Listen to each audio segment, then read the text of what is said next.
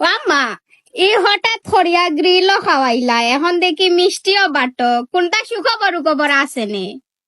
সুখবর আছে। তুমি দোয়া করিও, তোমার মামার চাকরি হইছে, আমার বাইর চাকরি হইছে নতুন।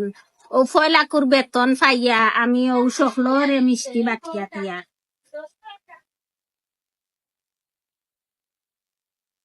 সেও আবার মনে করবা না আমরার বিয়া উয়া লাগাই দিছেন। বিয়া উয়া খেও মনে করেন না যেন আমার বাইর চাকরি হইছে। আল্লাহ সকলে দোয়া করেন যেন আমার বাই নতুন চাকরি হইছে, আমার বাই নতুন আমেরিকাত গেছন।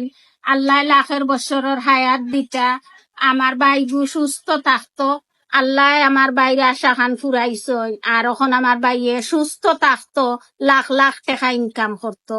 আর বনিন্তরে বাগনিন্তরে সকলরে খাওয়াইতো, সবে দোয়া করতা।